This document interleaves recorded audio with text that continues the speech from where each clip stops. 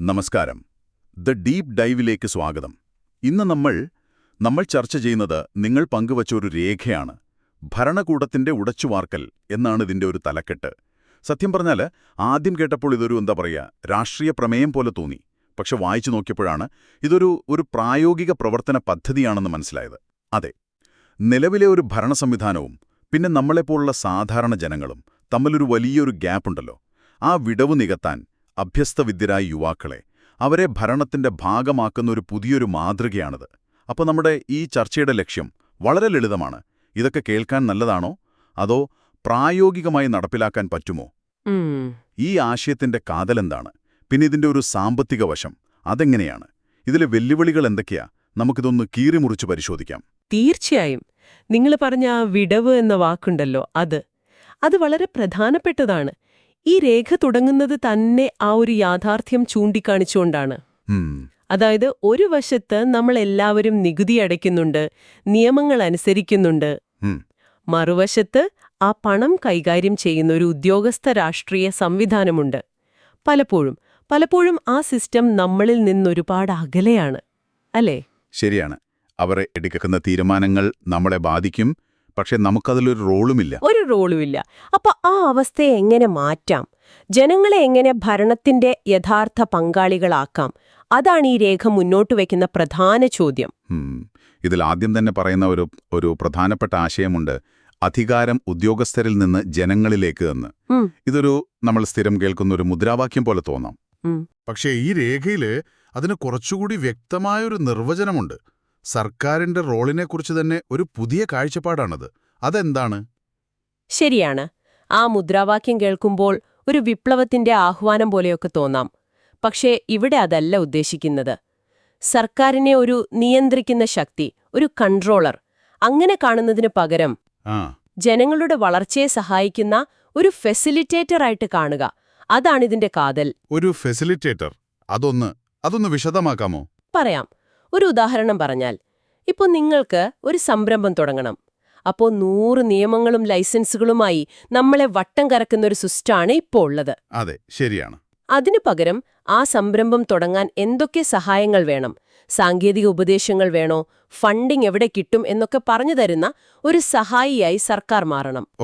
Sister ഒരു ഇരുമ്പ് മറയുടെ പിന്നിലിരുന്ന് ഫയലുകളിൽ കുത്തിക്കുറിക്കുന്നതിനു പകരം ജനങ്ങളുടെ അറിവും ടെക്നോളജിയും ഉപയോഗിച്ച് പ്രവർത്തിക്കുന്ന ഒരു തുറന്ന സംവിധാനമായി ഭരണം മാറണം. ഇവിടെയാണ് എനിക്ക് ഏറ്റവും കൗതുകകരമായി തോന്നിയൊരു നിർദ്ദേശം വരുന്നത്: യുവാക്കളെ ഭരണത്തിൽ പങ്കാളികളാക്കുക എന്നത്. അത് വെറുതെ കുറച്ച് ജോലി കൊടുക്കുന്നതിനെക്കുറിച്ചല്ല. അല്ലല്ല. ശമ്പളം വാങ്ങുന്ന ഉദ്യോഗസ്ഥർക്ക് പകരം പങ്കാളികളായ വിദഗ്ധർ എന്നൊരു പ്രയോഗം തന്നെയുണ്ട്. അത് കേട്ടിട്ട് എനിക്കൊരു സംശയം തോന്നി. അതെങ്ങനെയാണ് പ്രായോഗികമാവുക? നാട്ടിലെ അഭ്യസ്തവിദ്യരായ ചെറുപ്പക്കാരെ പിടിച്ച് പഞ്ചായത്ത് ഓഫീസിൽ കൊണ്ടിരുത്തുകയാണോ? അങ്ങനെയല്ല. അതിനൊരു വ്യക്തമായ ഒരു ഘടന ഈ രേഖയിൽ പറയുന്നുണ്ട്. ഓരോ തദ്ദേശ സ്വയംഭരണ സ്ഥാപനത്തിലും, അതായത് ഓരോ പഞ്ചായത്തിലും മുനിസിപ്പാലിറ്റികളിലുമൊക്കെ ഒരു സ്കിൽ ബാങ്ക് രൂപീകരിക്കാനാണ് നിർദ്ദേശം. Skill bank? പേര് കേൾക്കാൻ കൊള്ളാം. എന്താണത്? പേര് സൂചിപ്പിക്കുന്നത് പോലെ തന്നെ കഴിവുകളുടെ ഒരു ശേഖരം. ഒന്നാലോചിച്ചു നോക്കൂ. നമ്മുടെയൊക്കെ പഞ്ചായത്തിലെ തന്നെ IT, കൃഷി, സിവിൽ എഞ്ചിനീയറിംഗ്, പരിസ്ഥിതി, ആരോഗ്യം, ഇങ്ങനെ പല മേഖലകളിലും നല്ല ബിരുദമോ വൈദഗ്ധ്യമോ ഉള്ള എത്രയോ ചെറുപ്പക്കാരുണ്ടാവും. ഒരുപാട് പേരുണ്ടാവും. അവരെ ഉൾപ്പെടുത്തിക്കൊണ്ടുള്ളൊരു സമിതി, അതാണ് ഈ സ്കിൽ ബാങ്ക്.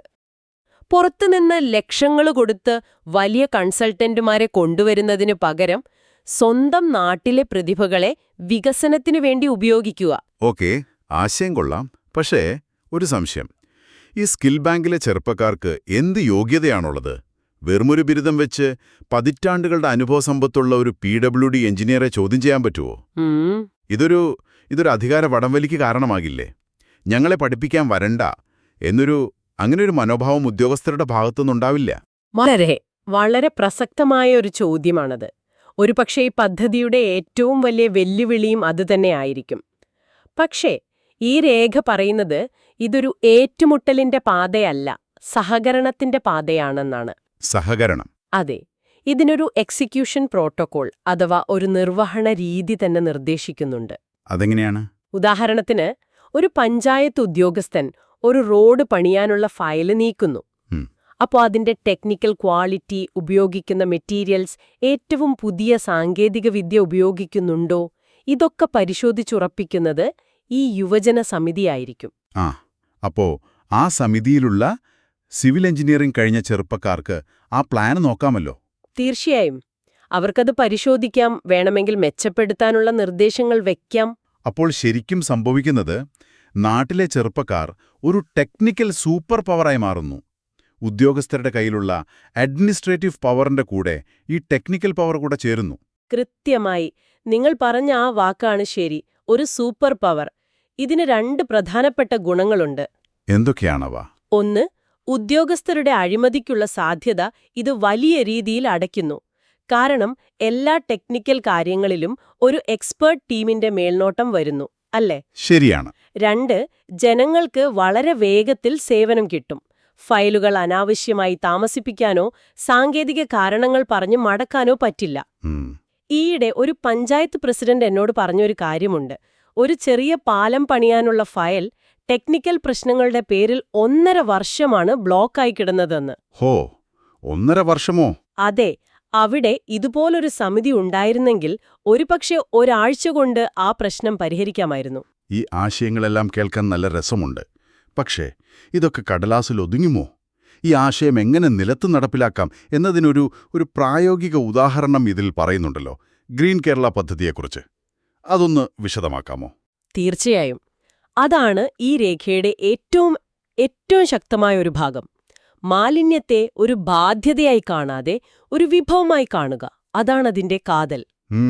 നിലവിൽ നമ്മൾ മാലിന്യ സംസ്കരണത്തിന് ഹരിതകർമ്മസേനയ്ക്ക് പണം കൊടുക്കുകയാണ്. അതൊരു ചെലവാണ്. പക്ഷേ ഈ രേഖ പറയുന്നത് അതിനെ ഒരു ബിസിനസ് മോഡലാക്കി മാറ്റാനാണ്.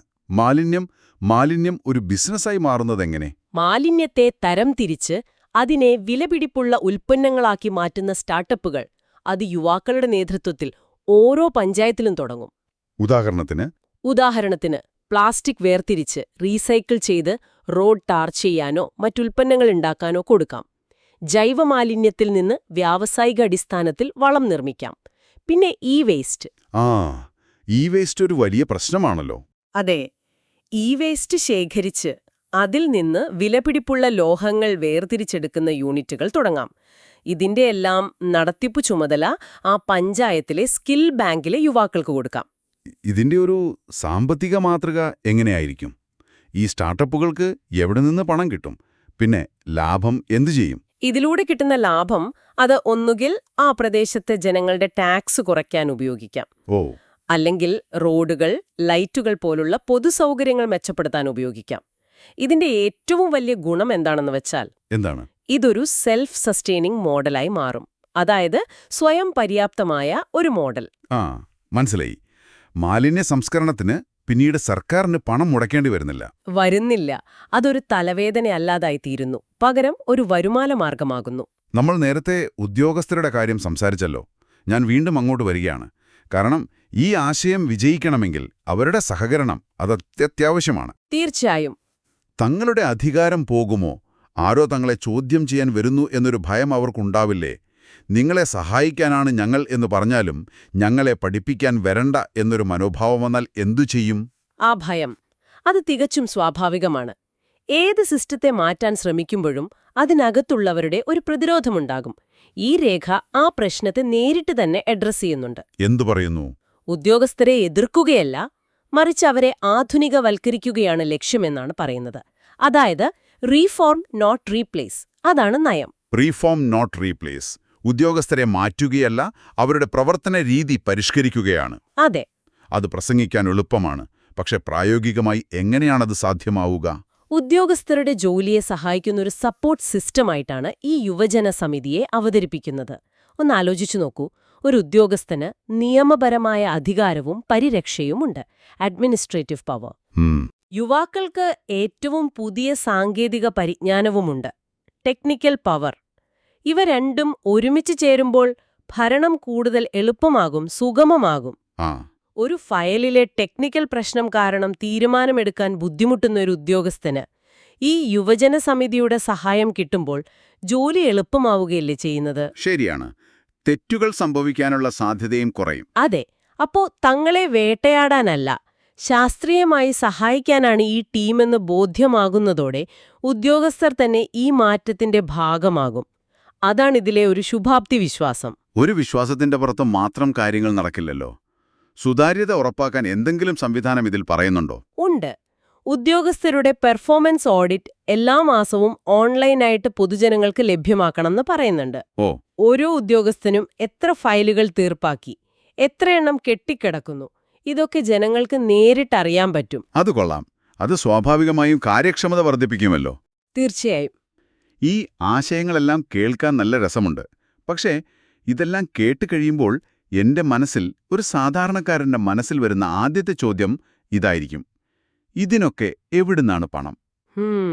സർക്കാരിന്റെ കയ്യിൽ ഇപ്പോൾ തന്നെ പണമില്ലെന്നാണ് നമ്മൾ കേൾക്കുന്നത്. അപ്പോൾ ഇത്രയും വലിയൊരു മാറ്റം എങ്ങനെ സാധ്യമാവും? ഇവിടെയാണ് ഈ രേഖ ഒരു ബഡ്ജറ്റ് ന്യൂട്രൽ മോഡൽ മുന്നോട്ട് വയ്ക്കുന്നത്. Budget neutral? അതെ. അതായത് സർക്കാരിന് അധിക ചെലവ് വരുന്നില്ല. പുതിയ പോസ്റ്റുകൾ ഉണ്ടാക്കി ഖജനാവ് മുടിക്കുന്നതിന് പകരം നിലവിലുള്ള ഫണ്ടുകളെ അതിന് ബുദ്ധിപരമായി പുനർവിന്യസിക്കുകയാണ് ചെയ്യുന്നത്. അതെങ്ങനെയാണ്? പ്രധാനമായും 2 വഴികളാണിതിൽ പറയുന്നത്. വഴി 1, കൺസൾട്ടൻസി ചെലവ് ഒഴിവാക്കൽ. സർക്കാർ ഇപ്പോൾ വലിയ പ്രോജക്റ്റുകൾക്ക് വേണ്ടി വലിയ വലിയ സ്വകാര്യ കമ്പനികൾക്ക് കൺസൾട്ടൻസിക്കായി കോടികളാണ് കൊടുക്കുന്നത്. ശരിയാണ്. പോട്ടുണ്ടാക്കാൻ ഒരു കമ്പനിക്ക് 10 കോടി കൊടുക്കുന്ന സ്ഥാനത്ത് ഒരു ജില്ലയിലെ മുഴുവൻ സ്കിൽ ബാങ്കുകൾക്കും കൂടി ഒരു 2-3 കോടി കൊടുത്താൽ മതിയാകും. ഓ, അപ്പൊ സർക്കാരിന് കോടികൾ ലാഭിക്കാം. കോടികൾ ലാഭിക്കാം. ആ പണം നമ്മുടെ നാട്ടിലെ ചെറുപ്പക്കാരുടെ കയ്യിൽ തന്നെ എത്തുകയും ചെയ്യും. പണം പുറത്തേക്ക് പോകുന്നില്ല. അത് വളരെ നല്ലൊരു പോയിന്റാണ്. രണ്ടാമത്തെ വഴി എന്താണ്? രണ്ടാമത്തെ വഴി ലോസ് റിക്കവറി അഥവാ നഷ്ടം നികത്തലാണ്. നമ്മൾ നേരത്തെ പറഞ്ഞ ഗ്രീൻ കേരള പോലുള്ള പദ്ധതികളിലും മറ്റ് നിർമ്മാണ പ്രവർത്തനങ്ങളിലും അഴിമതിയും കാര്യക്ഷമതയില്ലായ്മയും കാരണം ഒരു 30 മുതൽ 40% വരെ ഫണ്ട് നഷ്ടപ്പെടുന്നു എന്നാണ് ഈ രേഖയിലെ ഒരു വാദം. 30-40%? അതെ. ഈ യുവജനങ്ങളുടെ കൃത്യമായ ഓഡിറ്റിംഗിലൂടെയും മേൽനോട്ടത്തിലൂടെയും ഈ ചോർച്ച അടയ്ക്കാൻ പറ്റും. അങ്ങനെ ലാഭിക്കുന്ന പണം ഈ യുവാക്കളുടെ സ്റ്റാർട്ടപ്പുകൾക്ക് പ്രോത്സാഹനമായിട്ട് നൽകാം. അപ്പോൾ സർക്കാരിന് പുതിയതായ പണം കണ്ടെത്തേണ്ടി വരുന്നില്ല. ചോർന്നു പോകുന്ന പണം ഉപയോഗിച്ച് തന്നെ ഈ സിസ്റ്റം പ്രവർത്തിപ്പിക്കാം. അപ്പോൾ ഇതെല്ലാം ചേർത്ത് വായിക്കുമ്പോൾ യുവജന പങ്കാളിത്തം, പുതിയ സാമ്പത്തിക മാതൃക, ഉദ്യോഗസ്ഥരുടെ നവീകരണം, ഇതിന്റെ എല്ലാം ഒരു ആത്യന്തികമായ രാഷ്ട്രീയ ലക്ഷ്യം എന്താണ്? ഏത് തരം ഒരു സമൂഹത്തെയാണ് ഈ രേഖ വിഭാവനം ചെയ്യുന്നത്? ഇതൊരു പ്രത്യേക പാർട്ടിയുടെ രാഷ്ട്രീയമല്ല, മറിച്ച് രാജ്യത്തെ 140 കോടി ജനങ്ങളുടെ ആവശ്യമാണ് എന്നൊരു നിലപാടാണ് ഈ രേഖയ്ക്കുള്ളത്. ഇതിന്റെ രാഷ്ട്രീയ ലക്ഷ്യങ്ങളെ നമുക്കൊരു 3 ആയിട്ട് തിരിക്കാം. 1, സമ്പൂർണ്ണ സുതാര്യത. അതെ, ബ്ലോക്ക് ചെയിൻ പോലുള്ള പുതിയ ടെക്നോളജികൾ ഉപയോഗിക്കാം. അതായത് സർക്കാർ ചെലവഴിക്കുന്ന ഓരോ രൂപയും അതൊരു ഡിജിറ്റൽ കറൻസി പോലെ ട്രാക്ക് ചെയ്യാൻ പറ്റും. ആർക്കും അത് തിരുത്താനോ ഒളിപ്പിക്കാനോ കഴിയില്ല. അത്രയും ട്രാൻസ്പെറന്റ് ആവും കാര്യങ്ങൾ. രണ്ടാമത്തത് യഥാർത്ഥ ജനപങ്കാളിത്തമായിരിക്കുമല്ലേ? അതെ, ഗ്രാമസഭകൾ ഇപ്പോ വർഷത്തിലൊരിക്കൽ ആളുകൾ ഒത്തുകൂടുന്ന ചടങ്ങുകൾ മാത്രമായി മാറാറുണ്ട് പലയിടത്തും. ശരിയാണ്. അതിനു പകരം യുവാക്കളുടെ പുതിയ പ്രോജക്റ്റുകൾ ചർച്ച ചെയ്യുകയും അംഗീകരിക്കുകയും ചെയ്യുന്ന സജീവമായ ഡെവലപ്മെന്റ് ബോർഡുകളായി ഗ്രാമസഭകൾ മാറണം. എന്റെ വാർഡിൽ എന്തു വേണം, എങ്ങനെ വേണം എന്നവിടുത്തെ ജനങ്ങൾ തന്നെ തീരുമാനിക്കുന്ന ഒരവസ്ഥ. അന്തിമമായ ലക്ഷ്യമോ? അന്തിമ ലക്ഷ്യം വികസിത ഭാരതം എന്നത് തന്നെയാണ്. നമ്മുടെ അഭ്യസ്തവിദ്യരായ യുവാക്കൾ അവസരങ്ങൾ തേടി വിദേശത്തേക്ക് പോകുന്ന ആ ഒരു ബ്രെയിൻ ഡ്രെയിൻ അത് അവസാനിപ്പിക്കണം. അവർക്ക് സ്വന്തം നാട്ടിൽ, സ്വന്തം പഞ്ചായത്തിൽ അർത്ഥവത്തായ, അഭിമാനിക്കാവുന്ന തൊഴിലവസരങ്ങൾ നൽകണം. അവരെ ഭരണത്തിന്റെ ഭാഗമാക്കി മാറ്റണം.